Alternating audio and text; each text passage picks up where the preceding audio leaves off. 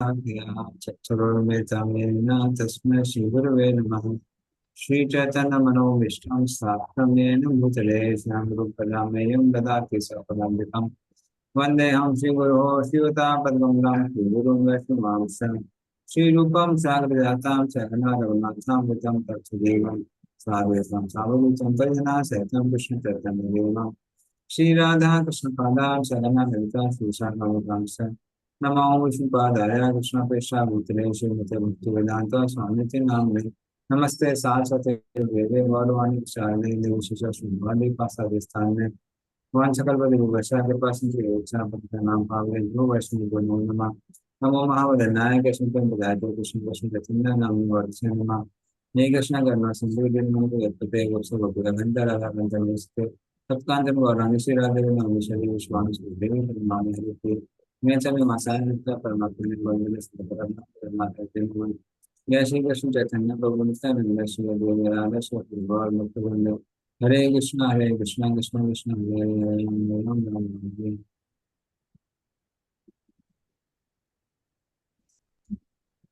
Hare Krishna. Sumit who can display the verses.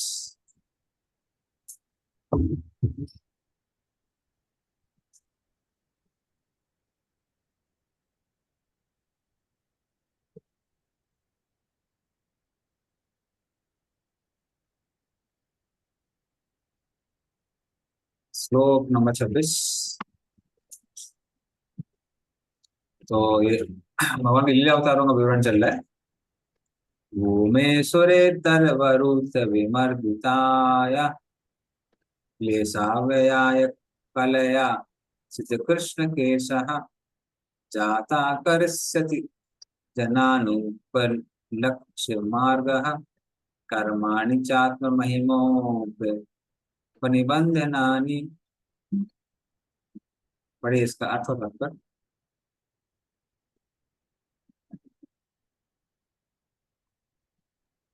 हरे कृष्णा। जब पृथ्वी पर ईश्वर में श्रद्धा न रखने वाले, परस्पर लड़ने वाले राजाओं का भार बढ़ जाता है, तो भगवान संसार का कष्ट कम करने के लिए अपने पूर्ण अंश समेत अवतरित होते हैं। ये सुंदर काले काले केशों से युक्त अपने आदि रूप में आते हैं और अपनी दिव्य महिमा के विस्तार के लिए ही अलौकिक कार्य करते हैं। कोई उनकी महानता का अनुमान नहीं लगा सकता। तात्पर्य: इस श्लोक में भगवान श्री कृष्ण और उनके निकटतम विस्तार भगवान बलदेव के प्राकट्य का वर्णन हुआ है। भगवान कृष्ण तथा बलदेव दोनों एक ही पूर्ण पुरुषोत्तम परमेश्वर है।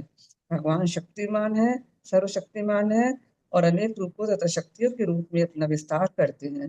वे संपूर्ण इकाई पर ब्रह्म कहलाते हैं।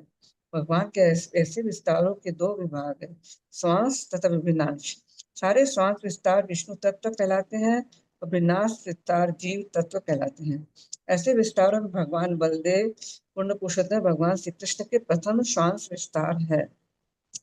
विष्णु पुराण तथा महाभारत दोनों में कृष्ण तथा बलदेव की उम्र बड़ी हो जाने पर भी उनके काले काले बाल बताए गए हैं। भगवान को अनुपलक्ष मार्ग अथवा वैदिक परिभाषिक शब्दावली में अवांग मनसा गोचर कहा गया है, अर्थात जो सामान्य जनों के लिए सीमित इंद्रिय अनुभूति से अनुभव गम्य या दृश्य नहीं है। भगवत गीता 7.25 में कहा गया है, नाहम प्रकाश सर्वस्य योग माया समावृत। दूसरे शब्दों में उन्हें अधिकार प्राप्त है कि वे जिसके समक्ष चाहे प्रकट हो या न हो, क्या प्रामाणिक भक्ति उनके विशिष्ट लक्षणों से उन्हें जान सकते हैं। और ऐसे अनेक लक्षणों में से इस श्लोक में एक लक्षण का वर्णन है, सिद्ध कृष्ण केशर, अर्थात जिनके सुंदर काले काले बाल हैं। भगवान श्री कृष्ण तथा भगवान बलदेव दोनों के सिरों पर बड़ी उम्र में भी ऐसे बाल रहते हैं, जो बड़ी उम्र में भी 16 वर्ष के बालकों से प्रतीत होते हैं।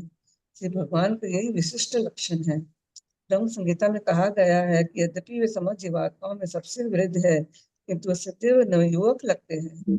आध्यात्मिक देह का यही लक्षण है। भौतिक देह में जन्म, मृत्यु, बुढ़ापा तथा रोग के लक्षण दिखते हैं, तथा आध्यात्मिक देह में इन लक्षणों का अभाव रहता है। प्रकृत लोक में रहने वाले जीवात्माओं का भी ऐसा ही आध्यात्मिक शरीर होता है, इसलिए वृद्धावस्था के कोई लक्षण नहीं दिखते। भागवत के 36 स्कंद में कहा गया है कि अजामिल को यमदूतों से छुड़ाने के लिए विष्णुदूत आए। वे तरुण लग रहे थे। इससे भी इस श्लोक के वर्णन की पुष्टि होती है। अतः निश्चित हो गया है कि वैकुंठ लोकों में भगवान या अन्य निवासियों के आध्यात्मिक शरीर इस संसार के मनुष्यों के भौतिक शरीरों से पूर्णतया भिन्न होते हैं। अतः जब भगवान उस लोक में इस तरह तो उस लोक से इस संसार में अवतरित होते हैं तो अपनी माया अर्थात अंतरंगा शक्ति के आध्यात्मिक शरीर समेत आते हैं। इसलिए बहिरंगा माया अर्थात बाह्य भौतिक शक्ति छू तक नहीं सकती। तो यह कहते हैं कि निर्गुण ब्रह्म भौतिक देह धारण करके इस संसार में प्रकट होता है, सर्वथा अनर्गल प्रलाप है। अतः जब भगवान यहाँ आते हैं तो वे आध्यात्मिक आध्यात्मिक देह में ही आते हैं, भौतिक देह में नहीं। ये विशेष ब्रह्म ज्योति भगवान के शरीर से निकलने वाला तेज ही है। अतः भगवान के शरीर तत्वों के लिए विशेष ब्रह्म ज्योति के गुण में कोई अंतर नहीं होता। प्रश्न यह है कि दुष्ट राजाओं द्वारा इस संसार में उत्पात हुए भार को कम करने के लिए सर्वशक्तिमान भगवान यहाँ पर क्यों आते हैं? निसंदेह भगवान को ऐसे कार्यों के लिए स्वयं आने की आवश्यकता नहीं है, किंतु अपने शुद्ध भक्तों को प्रोत्साहित करने के लिए अपने दिव्य कार्यकलाप प्रदर्शित करने हेतु यहाँ आते हैं। कि भक्त भगवान की महिमा का गान करके जीवन का सुख भोगना चाहते हैं। भगवत गीता 9.13-14 में कहा गया है, महात्मा गण भगवान के कार्यकलापों के गान में आनंद का अनुभव करते हैं। समग्र वैदिक साहित्य का ध्येय मनुष्य के ध्यान को भगवान तथा उनके कार्यकलापों की ओर उन्मुख करना है। इस प्रकार संसारिक लोगों से संबंधित भगवान के कार्यकलाप शुद्ध भक्तों की चर्चा के विषय बनते हैं। हरे कृष्ण। धन्यवाद। तो इस आगे के अभी तक अन्य अवतारों का वर्णन था। पिछले 2 श्लोकों में भगवान राम का वर्णन था, की लीलाओं का वर्णन था। अभी जो 10 श्लोक हैं उसमें कृष्ण की लीलाओं का वर्णन था। जो कृष्ण के ऊपर इस संसार में अवतरित हुए, इस संसार के दुखों का नाश करने के लिए और खासकर भक्तों को आनंद देने के लिए, जो कि उनके विरह में तड़प रहे थे, परेशान थे। और सूर्य तरह अर्थात जो राक्षस से सुर इतरा, मतलब सुर होना होता है देवता और इतर मीन्स उनसे अलग। जो राक्षस थे वो पृथ्वी को बहुत कष्ट दे रहे थे, इसीलिए भी भगवान अवतरित होते हैं। हाँ। और फिर यहाँ पे क्या दिया हुआ है, भूमे सुरतर वरुत विमर्दिताते क्लेशा व्यय कलया सित कृष्ण केसहा, सित कृष्ण केसहा। तो इसका एक मीनिंग ये भी हो सकता है कि कृष्ण जो कि भगवान के केस से निकले हुए हैं। तो एक्चुअली विष्णु पुराण में दिया हुआ है कि भगवान विष्णु के 2 बाल थे, सफेद और काले। और जो सफेद थे वो बलराम जी हुए और जो काले थे वो कृष्ण हुए। लेकिन हमारे आचार्य उसमें टिप्पणी देते हैं, टिप्पणी देते हुए बताते हैं कि कैसे ऐसा संभव नहीं है। क्यों संभव नहीं है? क्योंकि ये क्या प्रदर्शित करता है, ये दिखाता है कि जैसे भगवान विष्णु बूढ़े हो रहे हैं, इसलिए उनका एक बाल सफेद और एक बाल काला है। लेकिन शास्त्रों में दिया हुआ है कि भगवान कैसे हैं, यौवन है। अगर वो यौवन है उनके बाल सफेद नहीं हो सकते। अगर बाल सफेद नहीं हो सकते हैं तो वो फिर सफेद बाल कैसे निकाल सकते हैं? एक सफेद और एक काला बाल ऐसे नहीं निकाल सकते, संभव नहीं है। इसीलिए आगे चल के जो हम लोग पढ़ेंगे, जो हमारा श्लोक है, कृष्णस्तु भगवान स्वयं इंद्रियाणि व्याकुलम लोकम मध्यंती योगी योगी। तो इस श्लोक को क्या बोला जाता है, परिभाषा सूत्र कहा जाता है, क्योंकि इसमें स्पष्ट रूप से बताया हुआ है कि कृष्ण भगवान स्वयं है। तो इस तरह से ये जो इंटरप्रिटेशन निकलता है कि भगवान विष्णु के 2 बाल थे, सफेद था एक काला था, उसमें से कृष्ण बलराम आते हैं, ये संभव नहीं है। तो ये संभव नहीं है। लघु भागवत में बताते हैं, कलया शिल्प नैपुण्य विशेष विधि नाशिता बद्धा कृष्णा अति श्याम केशा वेनेति विग्रह स एवेत्यस्य विदग्धि विशेषोत्कर्ष ईरितः किं वा यः कलयांशेन सात्सित श्यामकेशकः स एवात्तरावतीर्णो अभूत श्रीलीला पुरुषोत्तमः। कि कृष्ण के बारे में बताया गया कि उनके क्या है, सुंदर सुंदर काले केस हैं, सीता, जो आपस में जुड़े हुए हैं। और कैसे जुड़े हुए हैं? कलिया, कलिया मतलब स्किलफुली जुड़े हुए हैं, मतलब बड़े सुंदर केस हैं उनके, अच्छे से जुड़ा बनाया गया उनका। इस तरह से कृष्ण की सुंदरता का वर्णन आता है। और कृष्ण को लीला पुरुषोत्तम कहा गया है, जो कि अन्य लीलाएं करते हैं और शिरोदक्षाय विष्णु के साथ में इस संसार में आते हैं। ऐसा उनको बताया गया, इसमें स्पष्ट रूप से बताया गया है कि आ, कृष्ण अवतारी हैं और इस संसार में वो किस रूप में विस्तार करते हैं? शिरोदक्षाय विष्णु के रूप में विस्तार करते हैं। जी गोस्वामी कहते हैं कि ये जो विष्णु पुराण का श्लोक है, वो क्या दिखाता है कि जो भगवान विष्णु के ही दो तरह की शक्तियां हैं, एक श्वेत ब्लैक और एक व्हाइट, वही कृष्ण बलराम है। अर्थात वो विष्णु तत्व है, बेसिकली वो दोनों दोनों विष्णु तत्व है। वो इस तरह से बताते हैं। और फिर अंत में विश्वनाथ चक्रवर्ती ठाकुर वो श्लोक में टिप्पणी देते हुए बोलते हैं कि पृथ्वी के दुख का नाश करने के लिए,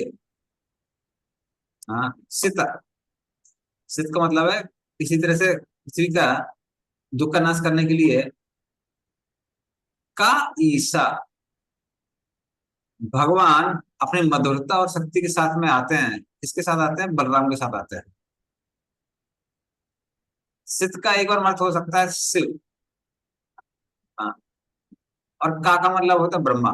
तो वो भगवान जो कि शिव, विष्णु और ब्रह्मा द्वारा पूजित हैं, वो इस संसार में आते हैं। किस लिए आते हैं? इस संसार के लोगों का के दुखों का नाश करने के लिए आते हैं।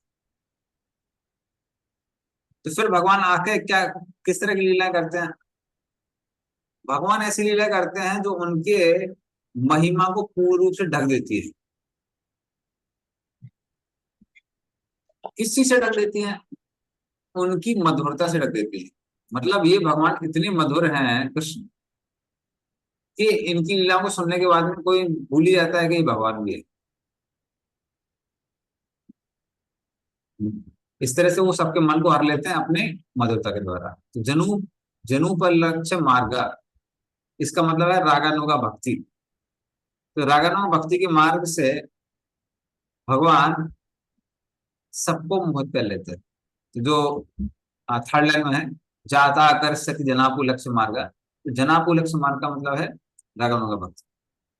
तो भगवान आते हैं और इस रागानुगा भक्ति का प्रचार प्रसार करते हैं पूरे संसार। ओके, चलिए आगे चलते हैं। Yes Sumit Chatterjee.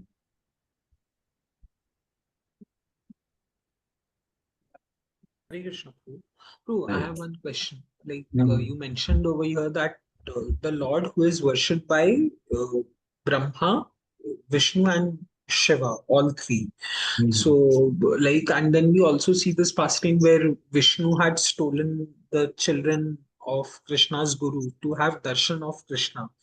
So, if Krishna and Vishnu are the same entity, so then why does Vishnu want to take darshan of Krishna? Like, why does Vishnu worship Krishna if they are the same entity, bro? Hmm. Do you like to see your most beautiful photographs in which you look very handsome? Yes, Prabhu. Yeah, so it is something like that. It is something like that. So Krishna is so attractive that he's himself attracted to himself. जब कृष्ण नंद भवन में थे, अपनी परछाई को देख के उसके ऊपर आकर्षित हो जाते थे। तो फिर जब वो भगवान विष्णु के रूप में है तो कहने क्या है। सीजनली आपने देखा होगा लोग कई बार क्या करते हैं, अपनी फैमिली फोटो अपने पहले पर्स में रखते थे, आजकल मोबाइल में रखते हैं, ताकि वो अपने घर के जो दिन है उसको याद कर सके। हाँ, हम इतना मेहनत क्यों कर रहे हैं, ताकि घर में जाएंगे और सब लोग सुख से रहेंगे। So Krishna is Vishnu in home, वो भगवान विष्णु है किसमें, घर में है। तो इसलिए वो अपने उस रूप का देखने के लिए उतावले रहते हैं। Okay, does answer question? Yes, Prabhu. भूमेश्वरे तरवरुथ, नहीं ये हो गया। Next verse.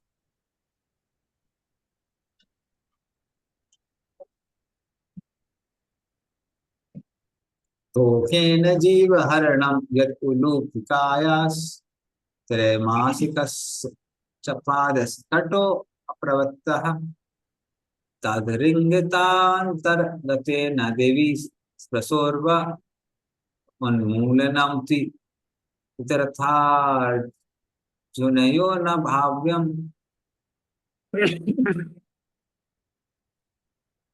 पढ़िए इसको। मैं पढ़ूं प्रभु जी? हाँ पढ़िए पढ़िए। Let's go. हाँ, हरे कृष्ण प्रभु, दंडवत प्रणाम। अनुवाद एवं तात्पर्य श्रील प्रभुपाद द्वारा। श्रील प्रभुपाद की जय। भगवान श्री कृष्ण के परमेश्वर होने में कोई संदेह नहीं है, अन्यथा जब वे अभी अपनी माता की गोद में थे तो पूतना जैसी राक्षसी का वध किस तरह कर सकते थे। 3 मास की आयु में ही अपने पांव से छकड़े को कैसे पलट सकते थे, और जब घुटने के बल चल रहे थे तभी गगनचुंबी अर्जुन वृक्षों के जोड़े को समूल कैसे उखाड़ सकते थे। ये सभी कार्य स्वयं भगवान के अतिरिक्त अन्य किसी के लिए असंभव है। तात्पर्य: भगवान का निर्माण मानसिक कल्पना या वोटों की गणना से कोई नहीं कर सकता, जैसा कि आजकल के कम बुद्धि वाले लोग करने लगे हैं। ईश्वर तो सदैव ईश्वर ही रहते हैं और सामान्य जीवात्मा नित्य ईश्वर का एक अंश ही है। ईश्वर अद्वितीय हैं, किंतु सामान्य जीवात्मा अनगणित हैं। इन सभी जीवात्माओं का पालन स्वयं ईश्वर द्वारा होता है। वेदों का यही मत है। जब कृष्ण अपनी माँ की गोद में ही थे तो पूतना राक्षसी उनकी माता के समक्ष आई और उसने शिशु को अपने गोद में खिलाने के लिए याचना की। माता यशोदा राजी हो गई और वह शिशु को सम्मानी स्त्री वेश में आई पूतना की गोद में दे दिया गया। पूतना अपने स्तनों के अग्रभाग में विष लगाकर आई थी और इस शिशु को मारना चाह रही थी, और जब सब कुछ पूरा हो गया तब बाल रूप भगवान ने उसके स्तनों को इतनी जोर से चूसा कि उसके प्राण निकल गए और उसका 6 मील लंबा शरीर भूमि पर गिर पड़ा। लेकिन भगवान को अपने शरीर का पूतना राक्षसी के शरीर जितना विस्तार नहीं करना पड़ा। यद्यपि वो चाहते तो 6 मील से भी अधिक विशाल बन सकते थे। अपने 52 अवतार में उन्होंने स्वयं को बौना ब्राह्मण बना लिया था, किंतु जब बलि महाराज ने भूमि देने का वचन दे दिया तो उन्होंने अपने अंगों को ब्रह्मांड की चोटी तक करोड़ों मील लंबा कर लिया। अतः अपने शरीर को विस्तृत करके चमत्कार दिखाना श्री कृष्ण के लिए कोई कठिन कार्य नहीं था, किंतु उन्होंने प्रगाढ़ मातृ प्रेम के कारण ऐसा नहीं किया। यशोदा यदि अपने पुत्र को पूतना की गोद में 6 मील तक विस्तृत होते देख लेती तो उनके मातृत्व को धक्का लगता और वे जान जाती कि उनका ये तथाकथित पुत्र श्री कृष्ण साक्षात भगवान है, और कृष्ण की भगवत्ता का ज्ञान होने पर यशोदा माई को अपने पुत्र के प्रति सहज मातृ प्रेम न रह पाता। किंतु जहां तक श्री कृष्ण का संबंध है वे सदैव ईश्वर हैं, चाहे वे अपनी माता की गोद में शिशु रूप में हो या बामन देव के रूप में सारे ब्रह्मांड को नापने वाले हों। उन्हें कठिन तपस्या करके ईश्वर बनने की आवश्यकता नहीं रहती। यद्यपि कुछ लोग ऐसा करके ईश्वर बनने की बात सोचते हैं।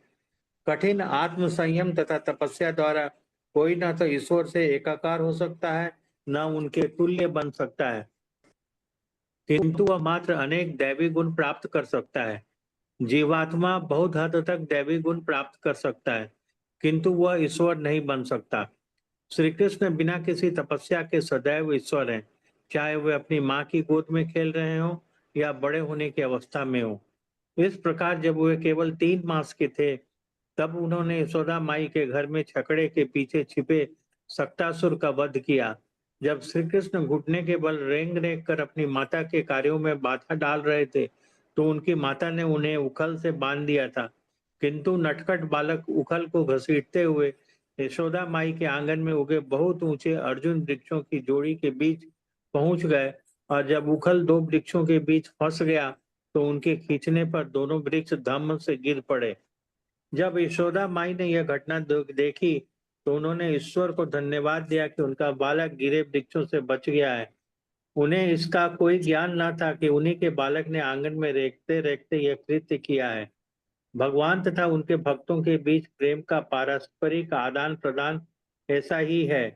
यशोदा माई ने भगवान को पुत्र रूप में चाहा और भगवान उनकी गोदी में शिशुवत क्रीड़ा करते रहे, किंतु साथ ही जब जब आवश्यकता पड़ी, उन्होंने सर्वशक्तिमान भगवान की भी भूमिका निभाई। ऐसी लीलाओं की यही विशेषता रही कि वे सबों की आकांक्षाओं को पूरा करते रहे। जुड़वा विशाल अर्जुन वृक्षों को गिराने के पीछे भगवान का उद्देश्य था नारद के श्राप से वृक्ष बने कुबेर के दोनों पुत्रों को सांप से उबारना, और उसके साथ ही यशोदा माई के आंगन में घुटने के बल सरक सरक कर चलना, जिसे देखकर यशोदा को दिव्य आनंद प्राप्त हो। भगवान चाहे जैसी भी स्थिति में रहते तो ब्रह्मांड के स्वामी ही हैं, और वे इच्छा अनुसार विराट या लघु रूप धारण कर सकते हैं और भगवान के रूप में कार्य कर सकते हैं। हरे कृष्ण। तो हम देख सकते हैं ये जो प्रभुपाद ने तात्पर्य दिया है, ये इसमें उन्होंने दोनों पर्सपेक्टिव से दिया है। एक उन्होंने दिया है प्रभुपाद ने डिवोशनल पर्सपेक्टिव से, उसमें विश्वनाथ चक्रवर्ती ठाकुर की कमेंट्री दी को उस पर कमेंट मारा है, और दूसरा जनरल उससे दिया है कि जो जनरली अभी आजकल के लिए अप्लीकेबल है। तो आजकल के जो अप्लीकेबल है वो पहले मैं एड्रेस कर देता हूँ। उसमें प्रभुपाद बताते हैं कि कैसे भगवान भगवान है, उनको कोई तपस्या नहीं करनी पड़ती भगवान बनने के लिए। हाँ, ये शायद मैंने ऑलरेडी एक बार कथा बताई थी यहाँ पे। रवि स्वरूप एंडलेस लव में स्टोरी सुनाते हैं, उसमें बुक स्टोरी लिखी हुई है कि एक बार कुछ भक्त लोग थे, वो रवि स्वरूप के पास बार बार आ रहे थे कि यूएस के सिटी में लोगों ने होर्डिंग लगाई हुई थी, Jesus meditated and became compassionate supreme, Buddha meditated and became enlightened supreme, Krishna meditated and became love supreme. So now God wants you to meditate and realize that you are God. तो पहले तो रवि स्वरूप मना कर रहे थे, फिर भक्तों के आग्रह पे वो उस स्थान पे गए जो बहुत पुरानी मोनेस्ट्री थी, लो लाइट, मतलब उसमें कोई लाइट बहुत लो थी, और वहां पर कुछ 200 लोग बैठे हुए थे। सामने एक टेस्ट टाइप की थी, और उसमें 4 लोग बैठ के प्रवचन दे रहे थे। चल लगभग आधा घंटा उन्होंने प्रवचन दिया, और रवि स्वरूप भक्तों के साथ में वेट करते रहे। एंड उन्होंने पूछा कोई क्वेश्चन है क्या? तो रवि स्वरूप ने अपना हाथ खड़ा किया और बोले कि आपने बोला कि कृष्ण ने मेडिटेशन किया और वो भगवान बन गए, लेकिन उस समय कृष्ण कुछ ही दिनों के थे जब उन्होंने क्या किया था, पूतना का वध किया था। तब उन्होंने मेडिटेशन कब किया? तो फिर वो आपस में बात करते रहे। फिर बोलने लगे words words words words are cause of illusion in this world, so don't speak words, just meditate. हाँ, कि शब्दों के माया जाल में मत फंसिए, सिर्फ ध्यान करिए। तो फिर रवि स्वरूप कहने लगे, अरे इतने देर आधे घंटे से आप इतने सारे वर्ड्स बोल रहे थे, शब्द बोल रहे थे, तब वो माया नहीं हुए, अभी मैंने पूछना चालू किया तो माया हो गई। इस तरह से उनका जो प्रीचिंग प्रोग्राम था पूरा चौपट हो गया वहां। तो उसको प्रभुपाद एड्रेस करते हैं कि भगवान भगवान रहते हैं, वो तपस्या करने की आवश्यकता नहीं है, और तपस्या करने से कोई भगवान नहीं बन जाता है। फिर डिवोशनल पर्सपेक्टिव से चक्रवर्ती पाल लिखते हैं कि पिछले श्लोक को यहाँ पर विस्तार से बताया गया है। क्या बताया गया है कि कैसे कृष्ण ने अपनी मधुरता द्वारा अपने महानता को ढक लिया, अपनी महिमा को ढक लिया। जैसे कृष्ण ने पहले क्या किया, कृष्ण जब कुछ ही दिन हो गए थे तो उन्होंने इतनी भारी बड़ी राक्षसी पूतना का वध किया, लेकिन उसके लिए कृष्ण ने अपना विस्तार नहीं किया। जैसे बलीला महाराज से 3 पंख भूमि लेने के लिए भगवान ने इतना बड़ा वामन रूप रखा था, जिसको देखते ही व्यक्ति समझ जाता कि ये आराम से किसी को भी मार सकता है। लेकिन यहाँ में कृष्ण ने अपना रूप का विस्तार नहीं किया, उसी बाल स्वरूप में पूतना को मार दिया। क्योंकि कृष्ण अगर उस समय विस्तार करते तो यशोदा माई का जो वात्सल्य भाव था वो खत्म हो जाता। तो शिशु रूप में रहे और पूतना का वध कर दिया। तो इस तरह से भगवान ने अपनी मधुरता से अपनी महिमा को ढक दिया, जिसको प्रभुपाद ने काफी इलैबोरेटली बताया। तो दूसरा उदाहरण किसका दिया गया, वो उदाहरण दिया गया सक्टासुर। भगवान ने अपने नन्हे से कमल जैसे चरणों से थोड़ा सा उस सकट को छुआ और सकट इस तरह से ऊपर घूमने लगी, नीचे आई, पूरी तरह से ध्वस्त हो गई। और सब लोग आश्चर्यजनक चकित कह रहे ऐसा कैसे हो गया, ऐसा कैसे हो गया, ये तो संभव नहीं है, कृष्ण तो इतने छोटे हैं, तो फिर ये सक्टासुर ये पूरी सकट कैसे टूट गई। तो वहां पे भगवान ने अपना नरसिंह रूप नहीं दिखाया, जिसमें भगवान के हाथ पैर एकदम कठोर है वज्र की तरह, और शिला टंका नकाल है। तो शिला जैसी जो उसकी छाती है हिरण्यकशिपु की, उसको फाड़ रहे हैं। तो वैसा भगवान ने नहीं किया। भगवान के वही पैर थे, उससे उन्होंने क्या किया, सक्टासुर का वध किया। फिर अर्जुन पेड़ को भगवान उखाड़ के अपने हाथ में धारण कर सकते थे। जैसे कि वराह अवतार में उन्होंने क्या किया था, पृथ्वी को अपने दांतों में धारण किया था।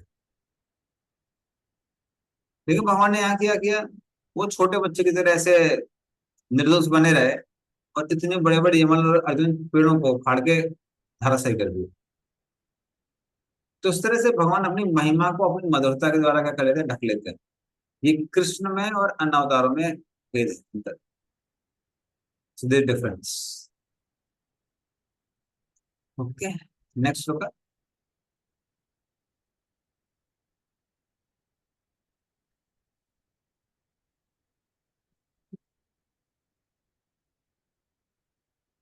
यद्वे व्रजे व्रज पशून् वसितो ये पीतान् पालांस्ति अजीवयत् अनुग्रह दृष्टि वृष्ट्या यच्चुद्धये अति विस्वीर विलोल जीवम् उच्चाटयिष्यद् परगम विहरम हृदिन्याम। पढ़ी इसका क्या होता। हरे कृष्णा। और जब ग्वालों तथा उनके पशुओं ने यमुना नदी का विशैला जल पी लिया, और जब भगवान ने अपने बचपन में अपनी कृपा दृष्टि से ही उन्हें जीवित कर दिया, तब यमुना नदी के जल को शुद्ध करने के लिए ही वे उसमें मानो खेल खेल में कूद पड़े। उन्होंने विशैले कालिया नाग को दंड दिया, जो अपनी लपलपाती जीभ से विष की लहरें निकाल रहा था। भला परमेश्वर के अतिरिक्त ऐसा कौन कार्य करने में और कौन समर्थ है। हरे कृष्णा प्रभु। धन्यवाद। तो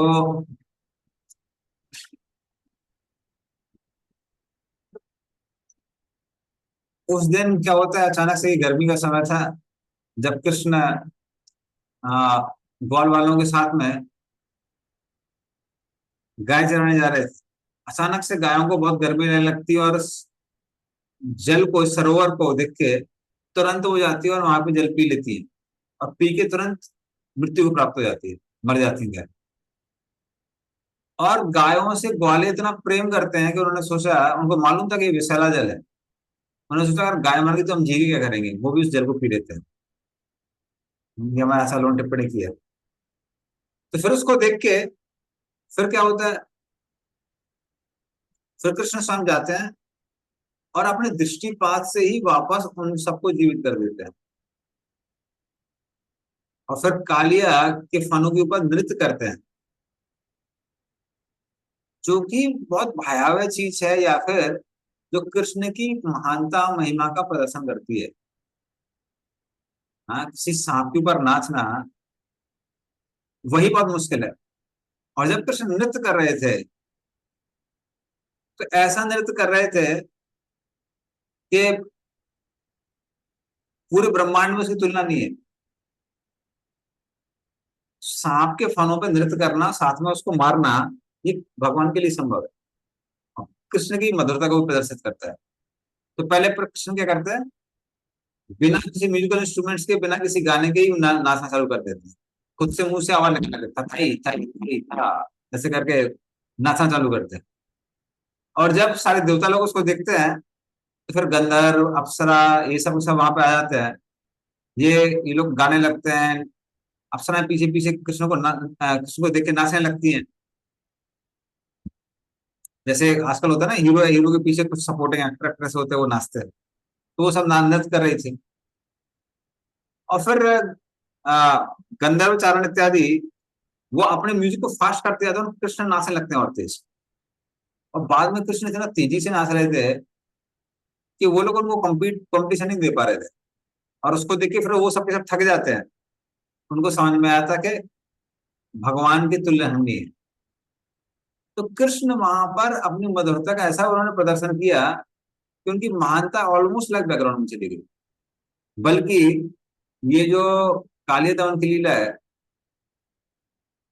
इसको भगवान की पूर्व राग की लीला कहा जाता है।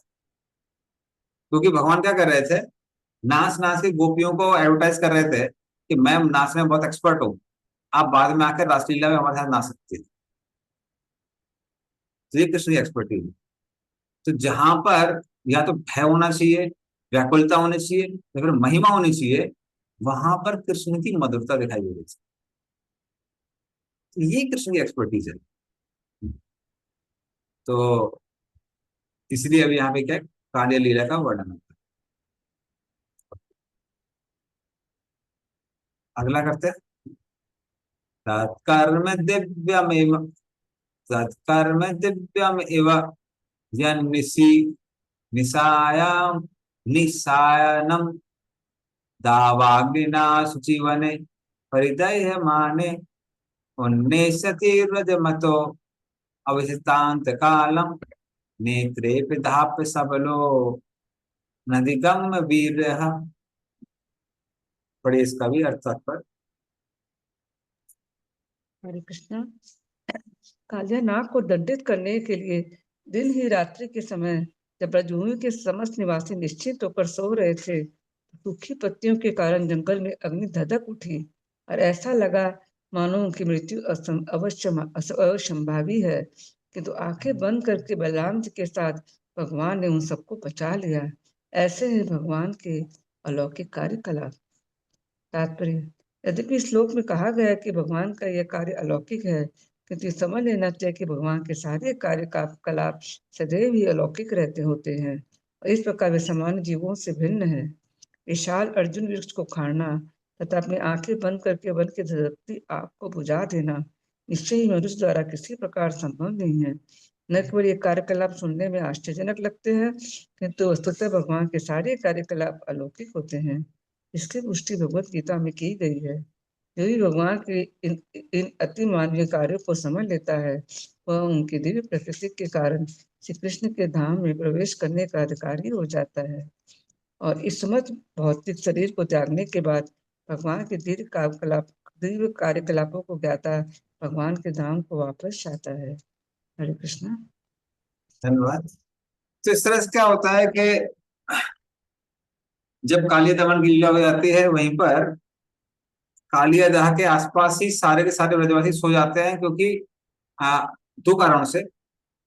एक तो कालिया लीला ही बहुत लंबी हुई थी, कालिया दमन की जो लीला है, और उसमें इतने सारे इमोशंस, कृष्ण पूरा कालिया के आ, कुंडली में जकड़े हुए हैं, फिर किसी तरह से कृष्ण मुक्त होते हैं, फिर डांस करते हैं, तो इतना टाइम चला जाता है कि रात रात का बहुत समय हो गया था।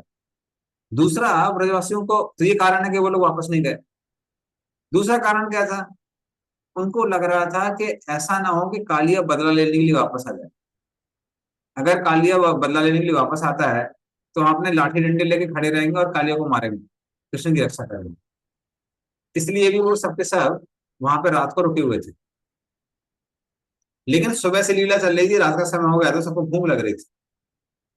तो भूख लग रही थी, लेकिन कोई भी वहां पे कुछ खा नहीं रहा था और ना ही गाय का दूध पी रहा था, क्योंकि उनको लग रहा था ऐसा ना हो कि गाय ने कालिया का भी कालिया दहा का पानी पी लिया है, ऐसा ना हो उनका दूध जहरीला हो गया हो। तो कृष्ण भी भूखे थे, सारे ब्रजवासी भी भूखे थे। अंदर से जो अग्नि वैसी जल रही थी भूख की वजह से। और फिर क्या होता है, बाहर से भी एक अग्नि जलने लगती है। तो हमारे आचार्य लोग कहते हैं कि ये भी संभव है कि वो जो अग्नि थी ये कंस का कोई चेला था, कंस का भेजा हुआ राक्षस था, या फिर काली का कोई मित्र था। तो उस तरह से वो सब जगह से जलने लगती है और सारे ब्रजवासी वो फिर से कृष्ण के पास आ जाते हैं और बलराम के पास जाते हैं। कृष्ण कृष्ण महाभाग हे रामामित विक्रम ये स घोर तमो वहनिस्तावकान वसते ही न। कृष्ण कृष्ण महाभागा, हे महाभागवान कृष्ण, हे रामामृत विक्रमा, हे अनंत शक्ति वाले भगवान बलराम, इस घोर तमो वहनिस, ये जो वहनी है, ये जो अग्नि है, ये हमको हर जगह से घेर रही है। तावकान ग्रसित ही ना, लगता है ये हमको निगल लेगी। और फिर कृष्ण जब मुंज वन में जब अग्नि लगती है तो कृष्ण सारे उनसे क्या बोलते हैं गोप सखाओं से कि आप आंख बंद कर लीजिए और पी जाते हैं। लेकिन यहां पर कृष्ण क्या करते हैं, कृष्ण उसको इस तरह से गायब कर देते हैं जैसे वो अग्नि पहले कभी थी ही नहीं, जैसे कोई जादू हो। क्योंकि उनको मालूम था कि ब्रजवासियों का हमारे पे इतनी प्रेम है, इतना प्रेम है कि अगर उनको पता चल गया कि हमने ये सब किया है तो थोड़ी सी मिट्टी खाई तो यशोदा मैया को इतनी चिंता हो गई थी, अरे कृष्ण ने मिट्टी खा ली। अब वो देखेंगे पूरी आग पी गया, तब तो वो चिंता में आ जाएंगे। इसलिए कृष्ण क्या करते हैं, कृष्ण ब्रजवासियों की मधुरता पर या जो उनका प्रेम है उस पर कभी आंच नहीं आने देते।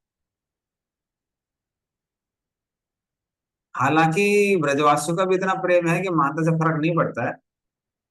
जैसा कि एक बार का होता है, ये होता है आ, जब कृष्ण मिट्टी खाते हैं, मृद भक्षण लीला।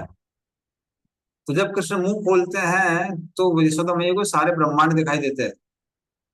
तो पहले तो वो सोचती है, कहते हैं कि ये किसी ऐसा तो नहीं है कि ये कोई भगवान है, तो वो तो संभव नहीं है, क्योंकि थोड़ी सी बिजली कड़कती है, ये डर के मारे मेरी साड़ी के पीछे छिप जाता है, ये भगवान कैसे हो सकता है। फिर वो सोचती है ऐसा तो नहीं है ये किसी देवताओं की माया है। तो वो कहती है मैं तो साधारण सी स्त्री हूँ, ग्वालिन हूँ, भला देवता इतना टाइम वेस्ट क्यों करेंगे मुझे परेशान करने के लिए। फिर वो सोचती है हो सकता है ये किसी राक्षस की माया हो। फिर उनको डर लगने लगता है और कृष्ण को बचाने के लिए वो नरसिंह मंत्र गाने लगती है, उच्चारण करने लगती है ताकि कृष्ण की रक्षा हो। तो इस तरह से वो स्वरूप को देख के, जिसको देख के अर्जुन हिल गया था कि अरे मैंने आपको भगवान सखा बोल दिया, अपना मित्र बोल दिया, हम भूल गए थे कि आप भगवान है। यशोदा माई को मन में एक बार भी शंका नहीं आई कि ये इतना महान है हमारा बेटा, बल्कि उनका जो कृष्ण के प्रति प्रेम था, प्रेम और बढ़ गया। तो इस तरह से ब्रजवासियों को प्रेम भी कम नहीं होता है और कृष्ण भी उस प्रेम को बचाकर रखने के प्रयास करते हैं। नेक्स्ट श्लोक यशोदा के बारे में, ये पुण्यमूर्ति मत है। हरे कृष्णा प्रभु जी, प्रणाम। कालिया को तो कंस ने नहीं भेजा था, वो तो गरुड़ जी के डर से वहां छुपा था यमुना में। इस तो नहीं, I don't speak that, I am talking about fire, fire demon. जो बाद में जो अग्नि जली थी नहीं नहीं, मैं पूछ रही हूँ कि कालिया को ऐसे तो कंस ने भेजा था वैसे तो, जैसे बाकी असुरों को, शक्तासुर और नहीं नहीं पूतना नहीं सबको नहीं, तो उसने भेजा था कृष्ण को मारने के लिए। काली को, he was just hiding there, Garuda ji से छुपा था वहां पर। हाँ हाँ हाँ, तो वो कृष्ण ने नहीं भेजा था, काली को नहीं भेजा। तो कालिया की अलग अलग एपिसोड। ठीक है, तो नेक्स्ट श्लोक हम चलते हैं।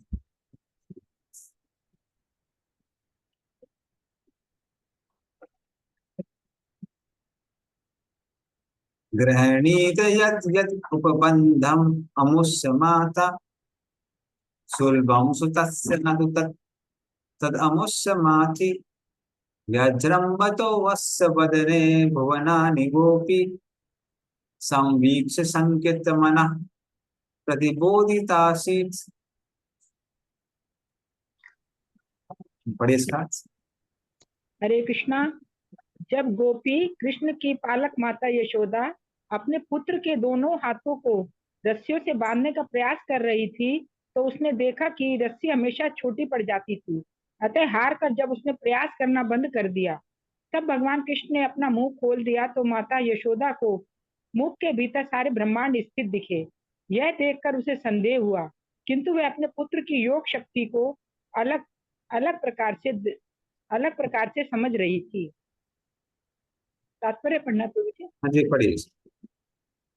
तात्पर्य, एक दिन नटखट बालक की तरह कृष्ण ने अपनी माता यशोदा को खिजाना शुरू किया, तो वह दंड देने के लिए बालक को रस्सी से बांधने लगी, किंतु वह रस्सी को जितना ही बढ़ाती, रस्सी हमेशा छोटी पड़ जाती। आखिर वह थक गई, किंतु इसी बीच भगवान ने अपना मुंह खोला और ममतामयी माँ ने उसके भीतर सभी ब्रह्मांड उपस्थित देखे। उसे अत्यंत आश्चर्य हुआ, किंतु कृष्ण के प्रति प्रगट स्नेहवश उसने सोचा कि सर्वशक्तिमान नारायण ने उसके पुत्र की सभी प्रकार के संकटों से रक्षा करने के लिए चौकसी वश ऐसा कर रखा है। कृष्ण के लिए प्रगाढ़ प्रेम होने के कारण वह कभी सोच ही नहीं पाई कि उसका पुत्र साक्षात भगवान नारायण ही है। यह भगवान की अंतरंगा शक्ति योग माया का कार्य है, जो विभिन्न प्रकार के भक्तों के साथ भगवान की सभी लीलाओं को परिपूर्ण बनाने के लिए कार्य करती है। ईश्वर के बिना ऐसे विचित्र खेल कौन खेल सकता है। हरे कृष्ण प्रभु जी। धन्यवाद। तो हालांकि इसमें दो लीला को ज्यादा समझ में आ रहा है, उसको मिक्स किया गया है। तो एक तो लीला कौन सी है, एक है दामोदर लीला जो कि बहुत फेमस है, और जैसे कृष्ण के माधुर रस की जो सबसे बड़ी लीला है उसको हम रासलीला कहते हैं।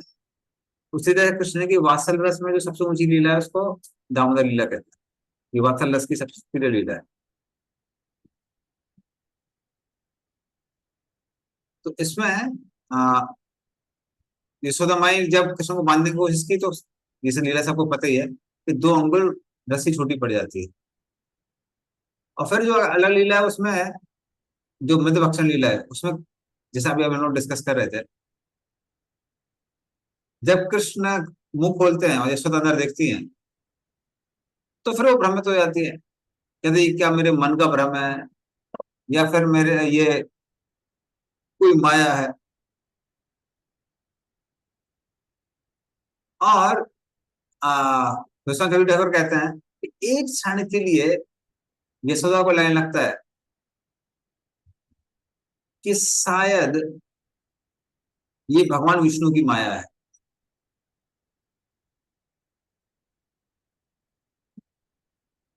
और उनको लगता है कि ऐसा तो नहीं कि ये मेरा जो बेटा है ये नारायण है, क्योंकि हालांकि ऐसा होता क्या है कि जब गर्ग मुनि जाते हैं, गर्ग मुनि बोलते हैं कि ये आपका जो बेटा है वो नारायण ही है। पर ब्रजवासी उसको कैसे लेते हैं कि नारायण इसके शरीर में प्रवेश करके सारी तुमों की रक्षा करेंगे। ब्रजवासी इस तरह से उसको लेते हैं, क्या lion will enter in his body and protect all of you. तो उनको लगता है ऐसा तो नहीं नारायण जो मेरा बेटा है वो नारायण है और वो सारी लीला कर रहे हैं। तो फिर उनको लगने लगता है कि अगर वो नारायण है तो जो अपनी ममता के कारण मैं उसको एक पुत्र के रूप में दिख रही हूँ, उसका वो नाश कर दें। क्योंकि भगवान नाश नहीं करते हैं, भगवान बल्कि क्या करते हैं, उनकी जो ये उनका ये साक्षात्कार था, उस साक्षात्कार का नाश कर देते हैं। तो उसका नाश कर देते हैं ताकि उनका जो उनकी जो ममता है, जो कि उनकी महानता से भी ऊपर है, वो बची रहे। ओके, हम देखते हैं आचार्य लोग ने एक एक लीला में जो भी भगवान की मधुरता है, सबका बहुत डिटेल वर्णन किया है। तो रिसेंटली मैं वो भक्ति वेदांत कोर्स दे रहा था इनके लिए, भागवत महाविद्यालय के लिए। तो उसमें एक एक चीज पे कृष्ण क्यों मुस्कुरा रहे हैं, कृष्ण ऐसा क्यों सोच रहे हैं, उसके ऊपर आचार्यों ने बहुत बड़ी बड़ी कमेंट्री दी है। जब कृष्ण और बलराम वृंदावन में प्रवेश करते हैं और कृष्ण देखते हैं कि सारे सारे वृक्ष उनके चरणों पर प्रणाम कर रहे हैं, तो उसको देख के कृष्ण मुस्कुराते हैं। तो आचार्य लोग उसके बहुत सारे कारण बताते हैं। एक कारण बताते हैं कृष्ण इसलिए मुस्कुरा रहे हैं क्योंकि उनके शरण लाल हैं, गुलाबी रंग के हैं, बट जो वृक्ष है वो और ज्यादा लाल दिखाई दे रहे हैं। उसको देख के कृष्ण मुस्कुराते हैं। दूसरा कारण कृष्ण मुस्कुराते हैं क्योंकि वो लोग प्रणाम कर रहे हैं, तो कृष्ण मुस्कुरा के उसको रिसिप्रोकेट करते हैं वृक्षों के साथ कि आपकी सेवा को हमने स्वीकार किया। तीसरा कारण कृष्ण क्यों मुस्कुराते हैं, क्योंकि उस समय वसंत ऋतु चल रही है, सीएम बड़ी मधुर है, उसको देख के कृष्ण मुस्कुराते हैं।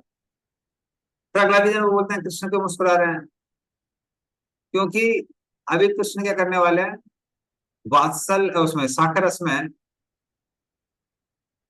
उनके साथ बलराम का मजाक करने वाले हैं। तो वो बलराम से बोलते हैं कि देखो सारे के सारे वृक्ष आपको प्रणाम कर रहे हैं, हालांकि वो कृष्ण को कर रहे थे, इससे इनडायरेक्टली बोलने वाले हैं। तो वो रीजन था। और फिर आचार्य लोग कहते हैं इसका एक और कारण क्या है, कृष्ण के लिए मुस्कुराना स्वाभाविक है। कृष्ण मुस्कुराएंगे नहीं तो क्या करेंगे, if you not smile what will you do. तो इस तरह से वो अलग रीजन देते हैं। तो इस तरह से कृष्ण अपनी हर लीला से बहुत मधुरता को का विस्तार करते हैं। नेक्स्ट श्लोक।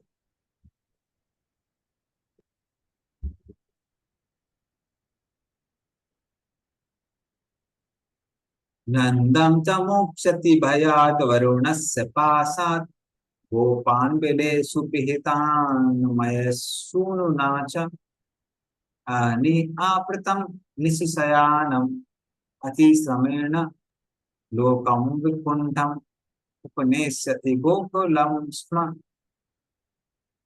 पढ़िए इसका अर्थ। अनुवाद।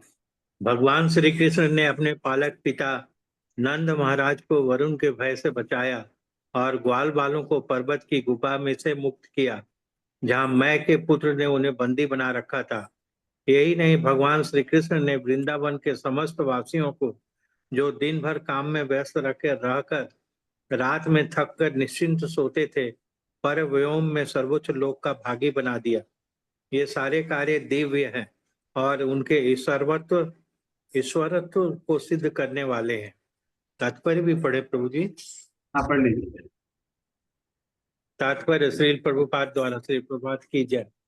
एक बार ब्रह्मवत अर्धरात्रि में ही श्री कृष्ण के धर्म पिता नंद महाराज रात समाप्त हो चुकी है ऐसा सोचकर यमुना में स्नान करने गए, तो वरुण देव यह सोचकर उन्हें वरुण लोक लेते गए कि वे भगवान कृष्ण के दर्शन कर पाएंगे।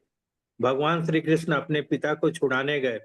वास्तव में नंद महाराज बंदी नहीं थे, क्योंकि वृंदावन के सारे निवासी अहरनिश श्री कृष्ण का चिंतन करते हुए भक्ति योग की समाधि में निमग्न रहते थे। उन्हें किसी भौतिक कष्ट का भय न था।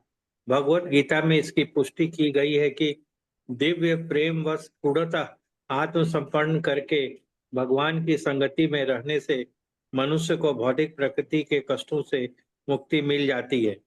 यहाँ यह स्पष्ट उल्लेख है कि वृंदावन के निवासी दिन भर कठिन परिश्रम करते थे और थक कर रात में चैन की नींद सोते थे।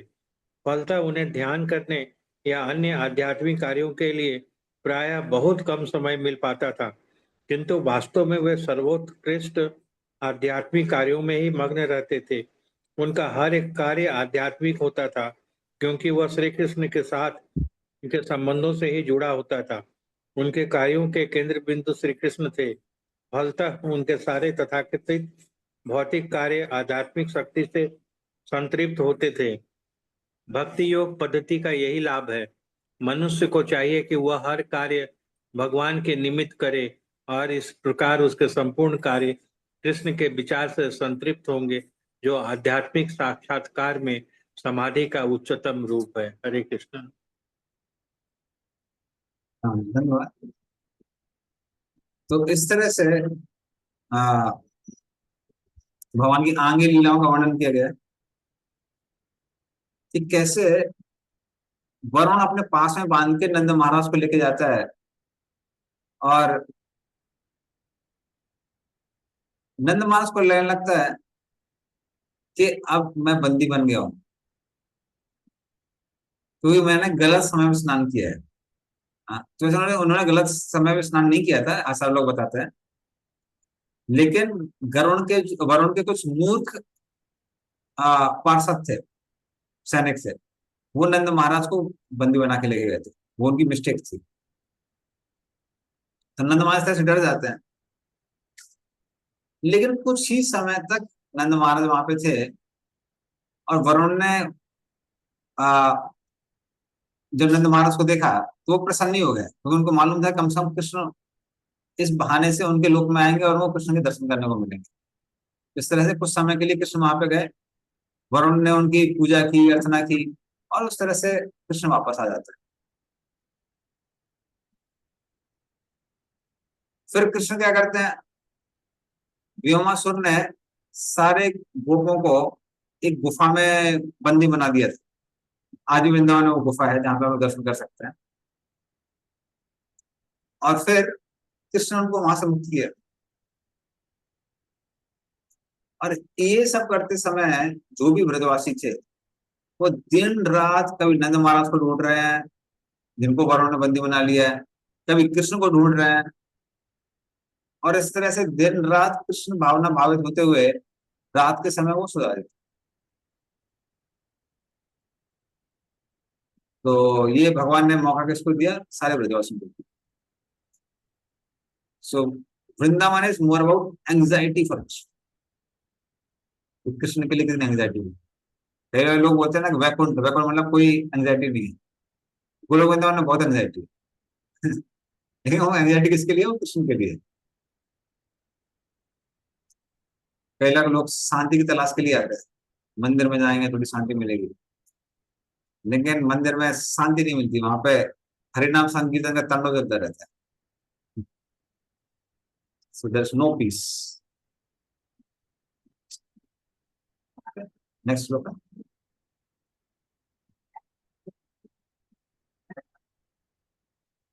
गोपेर्मखे प्रतिहते व्रज विप्लवाय देवे अभिवर्षति पशून् कृपया ऋक्षुः धर्तोचिनीन्द्रम् इव सप्त दिनानि सप्त वर्षो महीन्द्रम् अनघैकस्करे सलीलम्। पढ़िए इसका और तात्पर्य। कृष्ण हरे कृष्णा। पढ़िए माता जी।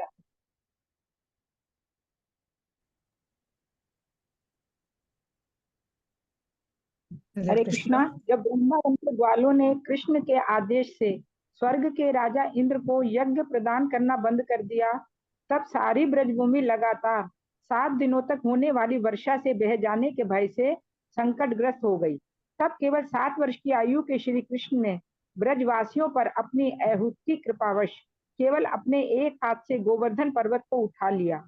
ऐसा उन्होंने वर्षा से पशुओं की रक्षा करने के लिए ही किया। तात्पर्य, बच्चे प्राय कुकुर मुत्ता छत्रक से खेलते हैं। अभी श्री कृष्ण 7 वर्ष के ही थे कि उन्होंने वृंदावन स्थित विशाल गोवर्धन पर्वत को पकड़कर छत्रक की भांति उठा लिया और ब्रजवासियों द्वारा इंद्र को यज्ञ की आहुतियां देने से इनकार किए जाने के कारण पशुओं तथा ब्रजवासियों की इंद्र के रोष से रक्षा करने के लिए वे उसे लगातार 7 दिन तक धारण किए रहे। वास्तव में यदि कोई परमेश्वर की सेवा में निरत रहे तो उसे देवताओं के लिए यज्ञ करने की कोई आवश्यकता नहीं है।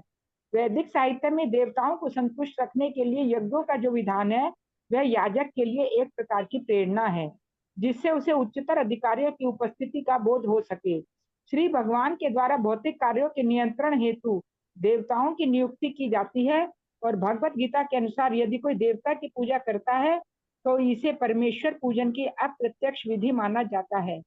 किंतु जब कोई परमेश्वर की प्रत्यक्ष पूजा करता है तो उसके लिए देवताओं के पूजने या विशेष अवस्था में यज्ञ अर्पण करने की आवश्यकता नहीं रह जाती।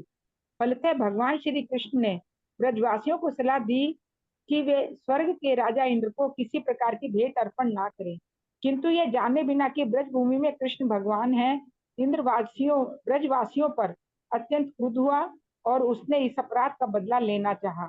किंतु भगवान होने के कारण श्री कृष्ण ने ब्रज भूमि के निवासियों तथा पशुओं को अपनी अंतरंगा शक्ति से बचा लिया, और यह निश्चित रूप से सिद्ध कर दिया कि यदि कोई परमेश्वर का भक्त बनकर उनकी प्रत्यक्ष सेवा में लगा हुआ है तो उसे अन्य देवताओं को प्रसन्न करने की कोई आवश्यकता नहीं है, चाहे वे ब्रह्मा या शिव जैसे उच्च पद वाले देव ही क्यों ना हो। इस प्रकार इस घटना से यह स्पष्ट रूप से सिद्ध हो गया कि श्री कृष्ण ही भगवान है, और वे ऐसे ही हर परिस्थितियों में रहते हैं, चाहे वे अपनी माँ की गोद में शिशु रूप में हो या 7 वर्षीय बालक के रूप में हो अथवा 125 वर्षीय पुरुष हो, लेकिन प्रत्येक अवस्था में वे सामान्य मनुष्य के स्तर तक कभी नहीं पहुंचे। यहाँ तक कि अपनी बड़ी उम्र में भी वे 16 वर्ष के युवक दिखते थे। भगवान के दिव्य शरीर के ये कुछ विशेष लक्षण हैं। हरे कृष्णा प्रभु जी। हरे कृष्ण, धन्यवाद। तो इस तरह से ये गोवर्धन लीला के बारे में बताया गया कि इंद्र ने वृंदावन को डुबोने का प्रयास किया, लेकिन रक्षुहु अर्थात कृष्ण की इच्छा क्या थी, ब्रजवासियों की रक्षा हो। इसलिए वो क्या करते हैं, उच्छिली इंद्रम, हाँ, एक छाती की तरह गोवर्धन को धारण करते हैं 7 दिन 7 रात तक, और अपने हाथ में गोवर्धन को धारण करते हैं। हालांकि आगे जब धेनुकासुर की लीला होती है, धेनुकासुर और कृष्ण एक दूसरे के ऊपर गोवर्धन को फेंकते हैं, ये घर के समझता में आता है, थ्रो गोवर्धन इस तरह। तो भगवान ने इस तरह से बहुत सारी लीलाएं की हैं, और किस लिए वो करते हैं, सारी लीलाएं करते हैं अपने भक्तों की रक्षा करने के लिए और अपनी मधुरता को बढ़ाने के लिए। तो अभी और भी लीलाएं हैं कृष्ण की जो हम लोग नेक्स्ट क्लास में डिस्कस करेंगे संडे को। प्रभु जी ऑन ईच अदर मतलब किस पे गोवर्धन थ्रो कर रहे थे?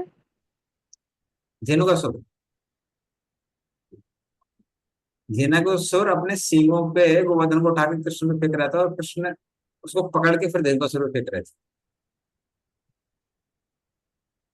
तो एक्चुअली ये धेनुकासुर लीला बहुत इलॉबरेट है, क्योंकि गर्ग संहिता में काफी डिटेल में दी हुई है। ठीक है, तो अच्छा है हम लोग का कृष्णा बुक रीडिंग हो गई सोने से पहले।